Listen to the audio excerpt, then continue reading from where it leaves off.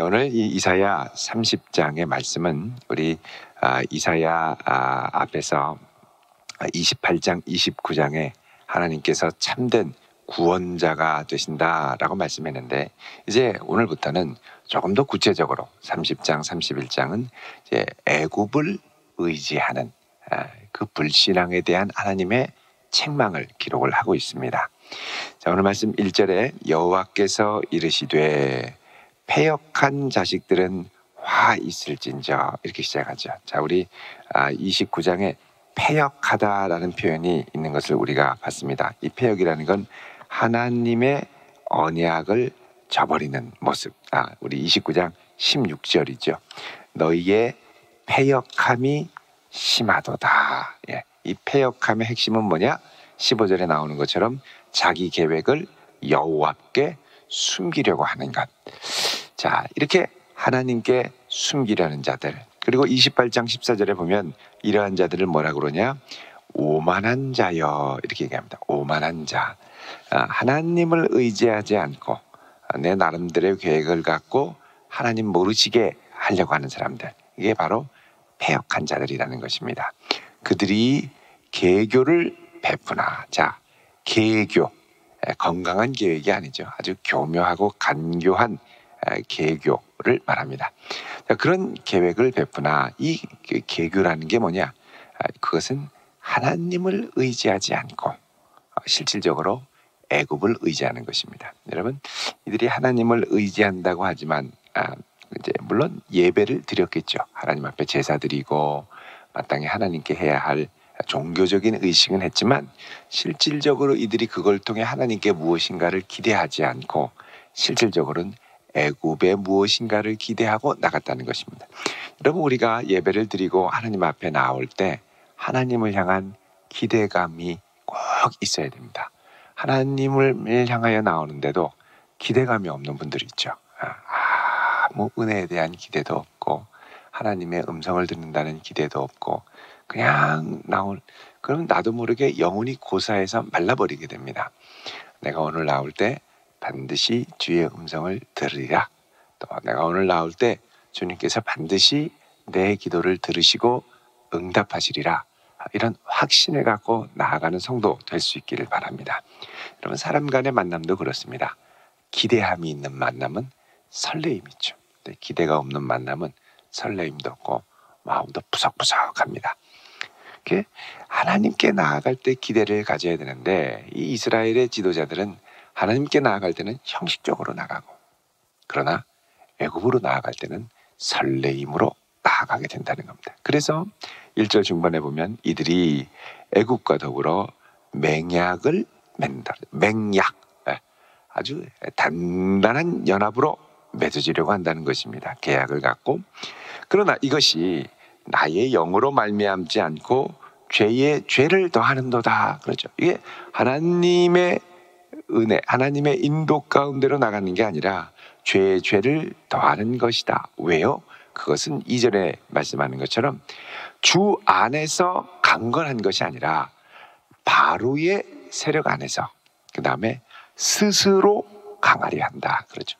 바로의 세력, 바로의 날개근을 아래, 바로가 공급하는 마병을 통해서 스스로 강하려 한다. 그러니까 스스로 강하려 하는 게 문제입니다.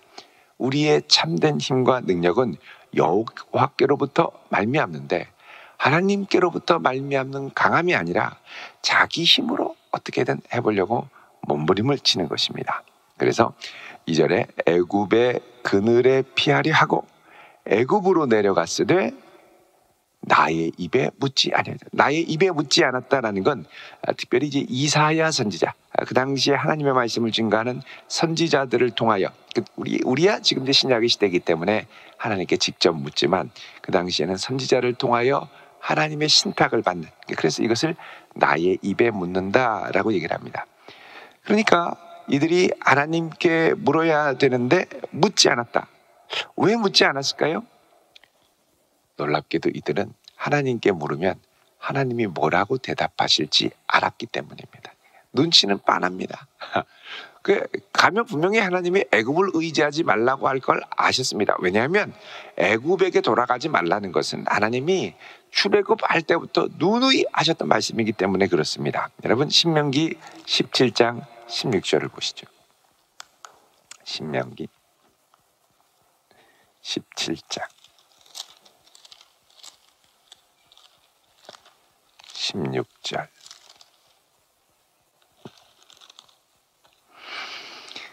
자, 이게 보면 이렇게 말씀합니다. 같이 읽습니다. 시작. 그는 병마를 많이 두지 말 것이요 병마를 많이 얻으려고 그 백성을 애굽으로 돌아가게 하지 말 것이니 이는 여호와께서 너희에게 이르시기를 너희가 이후에는 그 길로 다시 돌아가지 말 것이라 하셨음이며 아멘. 자, 지금 애굽으로 돌아가는 이유가 무엇입니까? 병마를 많이 두기 위해서, 병마를 많이 얻기 위해서. 그러니까 애굽을 통해 강하게 된다라는 마음이 있다라는 겁니다. 근데 하나님은 분명히 너희가 다시는 이후에 출애굽 이후에 다시는 그 길로 돌아가지 마라 말씀하죠. 근데 이들이 급박해지고 두 강대국 사이에 끼이니까 이들이 본능적으로 누구를 바라보느냐? 애굽을 바라본다는 겁니다. 그러니까 여러분, 하나님께서 말씀하실 때는 다 이유가 있습니다. 그리고 그 하나님 말씀하실 때 그 당시에는 아유 우리가 왜 돌아가? 애굽 생각만 해도 끔찍한데, 그런데 조금 어려워지면 본능적으로 애굽으로 돌아가게 돼 있습니다.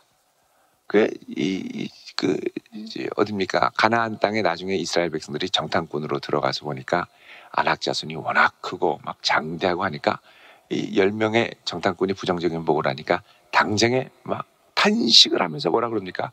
애굽으로 돌아가자 그러죠. 다시는 안 돌아가야지 하지만 조금 지나서 그 생각이 되면 우리도 모르게 본능적으로 애굽을 의지하는 거예요. 본능적으로. 그러니까 참 신기하죠. 이 사람이 하나님을 신뢰할 것만 같다가도 조금만 상황이 어려워지면 완전히 무신론자처럼 바뀝니다. 재수가 없었어. 운이 없었어. 그러면 그 말이 나오는 것과 동시에 운이 좋게 하려면 어떻게 해야 되냐? 그래서 자꾸 뭐 이렇게 이상한 것 찾아가고 의지하고 하다못해 신문에 있는 오늘의 운세라도 봐야 마음이 안정되는 사람들이 있더라는 겁니다. 그거 참 신기합니다. 이게 사실은 길흉화복, 사람이 사실 길흉화복에 상당히 예민하게 되어 있는데 길흉화복을 물어보기 위해 발달한 것이 이제 귀신에게 묻는 거죠. 점치고 샤먼이고, 샤먼이 사람의 길흉화복, 생사화복을 컨트롤한다고 믿는 아주 본능적인 우리의 이런 잠재적인 민족의식이 있기 때문에 하나님을 의지하다가도 조금만 뜻대로 안 되는 것 같으면 어이구 뭐니나 하고 흔들리게 되는 겁니다.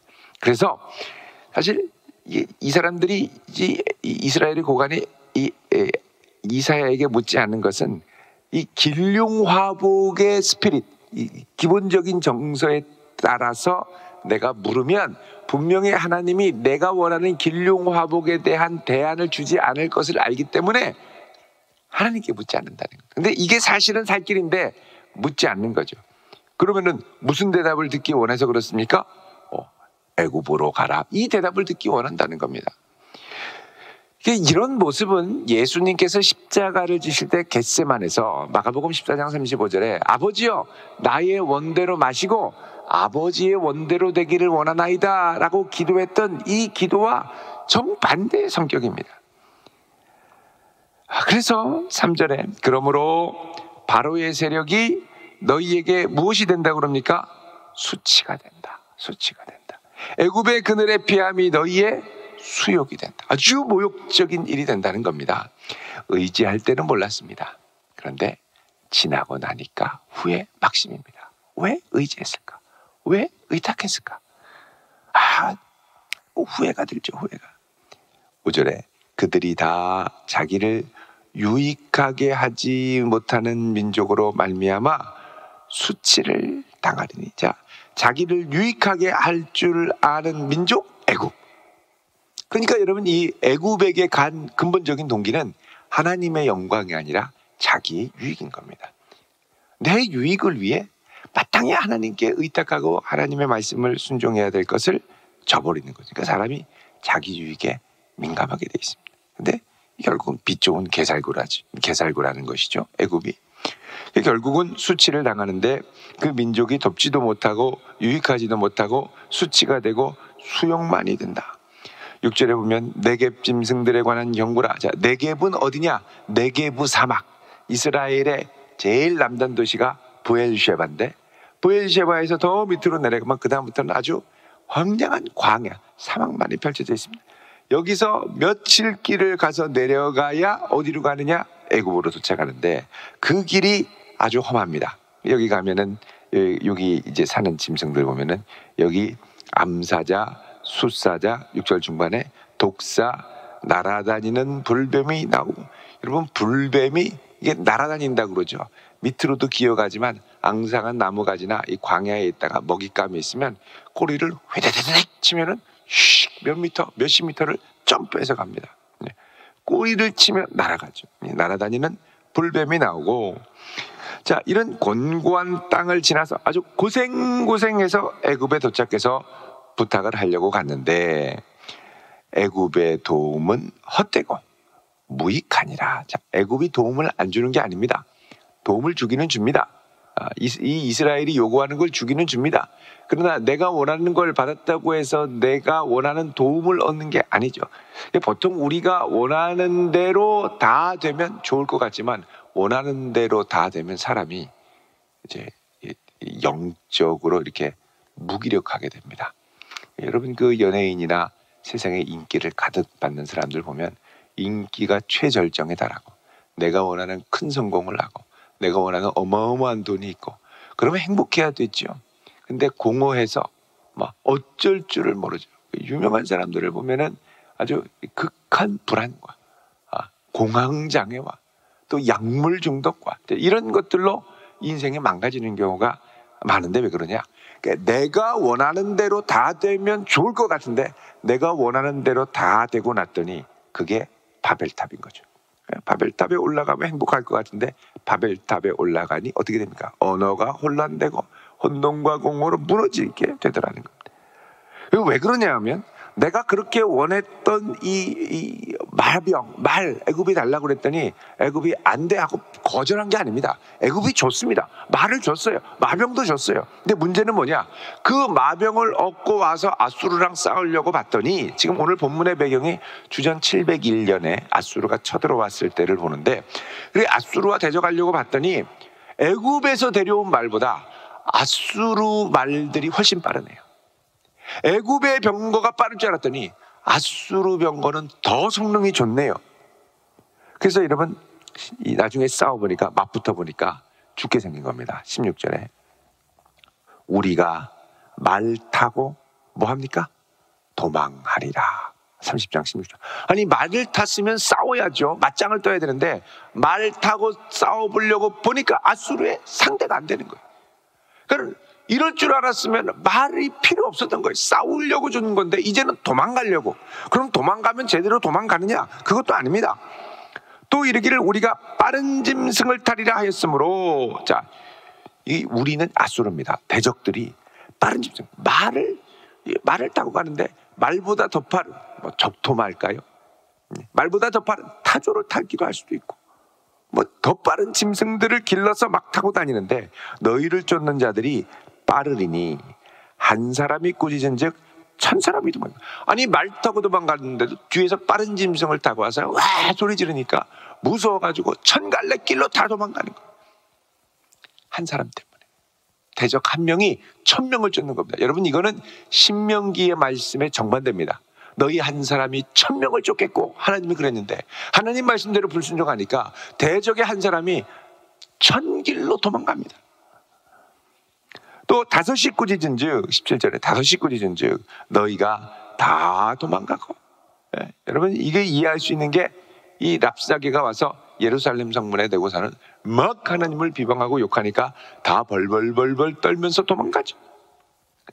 겨우 남은 자는 산꼭대기에 깃대 같겠고 산마루에 기치가 돼. 딱 하나 앙상하게 남은 그런 자와 같다라는 겁니다. 그러니까 결국은 이렇게 될 거. 그렇게 의지해서 말만 있으면은 인생이 성공할 것 같고, 말만 있으면 든든할 것 같고, 요 마병만 있으면 내 인생이 아주 강성할 것 같은데, 그 마병 얻고 나서 실전에 부딪히니까 어떻게 됩니까? 도망가기에 바쁩니다. 이게 도저히 저항이 안 되는. 그러니까는 사람이 자기 지혜로 자기 살 길을 찾고 자기 인생을 이렇게 건설하면은 아주 괜찮을 것 같은데, 그게 절대 괜찮은 게 아니라니까요. 그 지금은 약해 보이고 연약해 보여도 어떻게 되느냐? 하나님의 말씀 앞에 우리가 서야 합니다. 8절에 보십시오.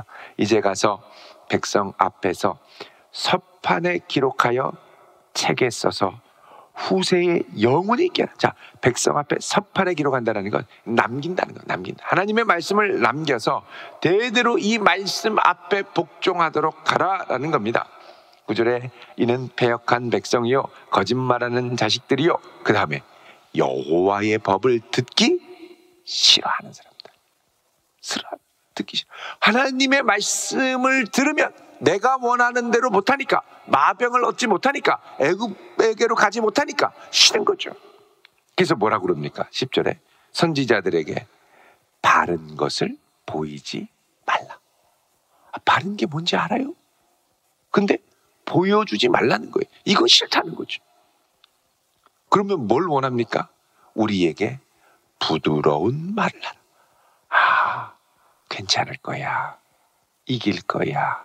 아무 염려 없을 거야. 복이 임할 거야. 이런 말. 그리고 거짓된 것을 보이라. 가슴을 설레하게 하고 이런 것들만 보이라는 거죠. 그리고 11절에 뭐라 그러냐? 너희는 바른 길을 버리며 첩경에서 돌이키라. 바른 길이 뭡니까? 애굽을 의지하지 않고 여호와 하나님만 의지하는 것. 근데 그거 버리라는 거예요. 첩경은 올곧은 길인데, 올곧은 길이 결국 직선도로고 제일 빠른 길인데, 단 첩경은 험한 길입니다. 험해서 아주 힘들고 어렵게 막 고생하고 가야 되는데 뭐 그렇게 굳이 고생하냐. 애굽한테 가서 말 한마디만 잘하면 될걸. 그러면서 돌이키게. 근데 결국은 뭐냐? 내가 믿고 싶은 것을 믿도록 도와주는 이들을 따라가고 싶다는 거죠. 이걸 뭐라 그러냐? 우상이라고 합니다. 우상은 내가 원하고 믿고 싶은 것을 이렇게 표현해 주는 게 우상이죠. 여러분, 가끔씩 이렇게 영적으로 중요한 결정을 하게 될 때 하나님의 뜻을 정확하게 상담을 하러 이렇게 물어올 때가 있습니다. 근데 그때 제가 이렇게 저렇게 물어보다 보면 이미 응답을 받으셨어요. 계시를 받으셨어요. 하나님의 뜻이 뭔지 아세요. 그런데 가만히 들어보면 그 말씀에 순종하기 싫으니까 자꾸 목사님한테 다른 얘기 듣고 싶어서 물어보는 분이 계십니다. 내 생각을 합리화해 줄 수 있는. 근데 가만히 들어보면 그게 아닌데, 나중에 이게 자기 뜻대로 목사님이 대답을 안 해주면 유도 질문을 하세요. 이게 이런 거잖아요, 목사님. 뭐 이러면서 맞지요? 자꾸 물어봐요. 불안한 거죠. 아닌데. 여러분, 이게 하나님께서 원하시는 것과 내가 원하는 것이 일치되면은 제일 좋죠. 이게 뭐냐? 이거는 전적으로 토기장이신, 어제 본문에 나오는 것처럼 토기장이신 하나님을 신뢰하는 믿음입니다. 그런데 이게 갈라집니다. 아버지의 뜻과 내 뜻과 갈라질 때는 사나 죽으나 주의 뜻대로 되기를 원하나이다. 요 마음까지는 못 가는 거예요. 나는 살겠어야 하니 아버지여 나를 살려주시고 내가 원하는 대로 해주십시오. 이런 거죠. 그러니까 우리 어린 자녀들 약 먹어라. 싫다.